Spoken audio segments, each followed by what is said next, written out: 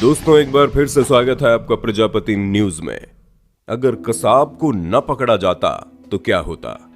दोस्तों आपको 26/11 वाला वो हमला तो याद होगा जब 2008 में मुंबई में आतंकवादियों ने हमला कर दिया था। यह हमला भारत में हुआ सबसे बड़ा आतंकवादी हमला था। इस हमले में 10 आतंकवादी पाकिस्तान से आए थे। कई घंटों तक मुंबई के अलग अलग इलाकों में आतंकवादियों और पुलिस वालों के बीच मुठभेड़ चली और इन 10 में से 9 आतंकवादी मारे गए। लेकिन एक आतंकवादी जिसका नाम अब पूरी दुनिया जानती है, जी हां, हम अजमल कसाब की बात कर रहे हैं। उसे मुंबई के सब इंस्पेक्टर तुकाराम ओंबले ने जिंदा पकड़ा था। दोस्तों जब ये सब इंस्पेक्टर तुकाराम ओंबले कसाब को पकड़ रहे थे तो कसाब ने उनके पेट में गोली मारी थी, लेकिन गोली लगने के बावजूद इन्होंने कसाब को छोड़ा नहीं और जिंदा अपने कब्जे में कर लिया। हालांकि बाद में वो वीर गति को प्राप्त हो गया। पर दोस्तों इन सभी चीजों के बीच एक सवाल आता है कि अगर इस मुंबई हमले में कसाब को नहीं पकड़ा जाता तो क्या होता। सवाल काफी जटिल है, लेकिन चलिए मेरे यानी अपने दोस्त विशाल प्रजापति के साथ इस बात को जानने की कोशिश करते हैं कि वाकई में इसका परिणाम क्या हो सकता था। चलिए वीडियो को शुरू करते हैं, लेकिन वीडियो शुरू करने से पहले एक छोटी सी रिक्वेस्ट है। वीडियो के नीचे रेड कलर का सब्सक्राइब बटन दिख रहा होगा, उस पर क्लिक करके सब्सक्राइब कर लें और साइड में बेल आइकॉन भी दिख रहा होगा, उस पर भी क्लिक कर लें ताकि आपको वीडियो मिले सबसे पहले। दोस्तों सबसे पहले हम उन पुलिस वालों की बात करेंगे जो वाकई में आम लोगों की रक्षा के लिए ये बिल्कुल भी नहीं सोचते कि इसका अंजाम क्या होगा। और उन्हीं में से एक शहीद तुकाराम ओंबले थे, जिन्होंने जिस बहादुरी से कसाब को पकड़ा था वो वाकई में काबिल तारीफ थी। और उनकी ऐसी बहादुरी की वजह से उनका स्टैचू भी बनवाया गया और उन्हें सम्मानित किया गया, जिसके वो पूरे हकदार हैं। पर जैसा कि हमने पहले पूछा कि अगर कसाब न पकड़ा जाता तो क्या होता। दोस्तों जवाब के तौर पर सबसे पहली चीज हम आपको ये बताना चाहेंगे कि कई सालों से पाकिस्तान दोस्ती का झूठा खेल खेलने में तुला हुआ था। लेकिन इस हादसे के बाद जब कसाब को पकड़ लिया गया तो उसके पाकिस्तानी होने से ये बात तो पता चल गई कि पाकिस्तान अपनी ओछी हरकतों से बाज नहीं आएगा। अगर आपको याद होगा तो आपने कई सारी तस्वीरों में ये देखा होगा कि कैसे पाकिस्तान से आए आमिर अजमल कसाब ने अपने हाथ में लाल रंग का धागा पहना हुआ था।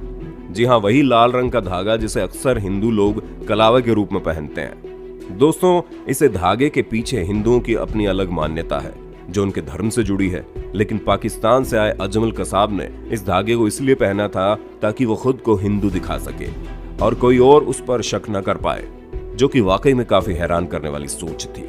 यहाँ तक कि कसाब ने इस तरह की प्लानिंग कर रखी थी कि वो अपना नाम समीर चौधरी बता रहा था, जिससे पाकिस्तान की धर्म के आधार पर बनाई गई इस साजिश को समझा जा सकता है। और ये कोई नॉर्मल हमला नहीं था, बल्कि एक सुसाइड अटैक था। जी हाँ, ये उसी तरह का सुसाइड अटैक था जिसमें लोग मरने के लिए तैयार होते हैं। और यहाँ पर भी इन 10 आतंकवादियों का मर जाना था। लेकिन वो कहते हैं ना कि जो भी होता है अच्छे के लिए होता है, और यहाँ भी कुछ ऐसा ही हुआ।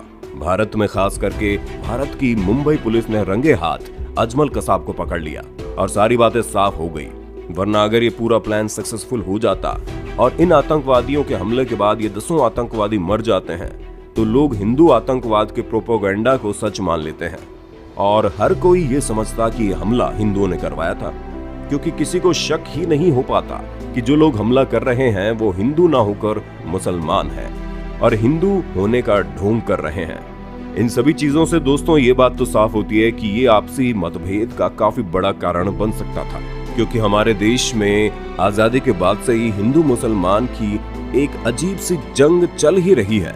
कभी ये जंग छोटे पैमाने पर होती है तो कभी बड़े पैमाने पर। लेकिन अगर पाकिस्तान का ये प्लान पूरी तरह से सफल हो जाता तो हमारे देश के मुसलमान भाई हिंदुओं को गलत समझते ही समझते। उसके साथ हमारे देश के हिंदू भी ये सोचते कि ये मुसलमानों का काम है, जिन्होंने हिंदुओं का सहारा लेकर इस तरह की साजिश रची है, और ये सिलसिला यूं ही चलता जाता। इस पूरे मास्टर प्लान की धज्जियां तुकाराम ओंबले ने कसाब को जिंदा पकड़कर उड़ा दी। और जब कसाब पकड़ा गया तो ये न सिर्फ भारत की सबसे बड़ी न्यूज थी, बल्कि ये दुनिया भर की ब्रेकिंग न्यूज बन गई। क्योंकि जब कसाब का असली नाम सामने आया तो हर कोई ये समझ गया था कि पाकिस्तान किस तरह की हरकतों पर आ सकता है। और यही कारण है कि अधिकतर देश पाकिस्तानियों को या तो अपने देश में घुसने नहीं देते, और अगर घुसने देते हैं तो उनकी पूरी जन्मतिथि निकलवा लेते हैं। दोस्तों इस वीडियो के माध्यम से हम बिल्कुल भी किसी विशेष धर्म या जाति को टारगेट नहीं कर रहे, क्योंकि हमारा मानना है कि हर धर्म हर देश में अच्छे लोग ही होते हैं। जो इस तरह की चीजों के खिलाफ होते हैं। पर सबसे बड़ी बात यह है कि देश की सरकार कैसी है, क्योंकि अगर किसी देश की सरकार दूसरे देश के साथ आपसी मतभेदों को खत्म करके बेहतर तरीके से आगे बढ़ने की सोचती है तो इसमें दोनों देशों का फायदा होता है। क्योंकि ये बात आपने भी सुनी होगी कि एक से भले दो, और ये सच भी है। अगर दो लोग मिलकर अच्छी तरह से काम करें तो काम और बेहतर हो सकता है, फिर चाहे वो कोई भी काम क्यों ना हो। लेकिन जब कोई एक ठान ले कि चीजें बिगाड़नी ही है तो कुछ नहीं किया जा सकता। और जिस हिसाब से पाकिस्तान चल रहा है उसे देखकर तो यही लगता है कि पाकिस्तान ने ठान लिया है कि वो हिंदुस्तान के पीछे हाथ धोकर पड़ा रहेगा। तभी तो इतने सालों से भारत पाकिस्तान के बीच सब कुछ ठंडा था, लेकिन 2008 के आतंकी हमले ने सब कुछ बदल दिया और तब से भारत भी ये समझ गया कि पाकिस्तान किस हद तक जा सकता है। अंत में हम तो सिर्फ इतनी ही प्रार्थना करेंगे कि भारत को कभी भी 26/11 वाले मुंबई हमले जैसा दिन न देखना पड़े। और अगर कभी ऐसा होता है तो ये बात तो पक्की है कि भारत ईंट का जवाब पत्थर से देगा जरूर, फिर चाहे सामने पाकिस्तान हो या चाइना। भारत कभी भी रुकेगा नहीं। यही चीज पिछले कुछ समय पहले आपने देखी भी होगी। बाकी दोस्तों, आपका इस पर क्या कहना है हमें कमेंट करके जरूर बताइए। और इसी तरह की जबरदस्त वीडियोस को लगातार देखते रहने के लिए हमारे चैनल प्रजापति न्यूज को लाइक, शेयर और सब्सक्राइब तो कर देना। और हाँ, हम फिर मिलेंगे नए वीडियो के साथ। तब तक के लिए जय हिंद, जय भारत। दोस्तों, आपकी स्क्रीन पे 2 और वीडियोस दिख रही हैं, जिसे देखने के लिए आप इस स्क्रीन पर क्लिक करें। दोनों देखिएगा, बहुत अच्छी वीडियो बनी है।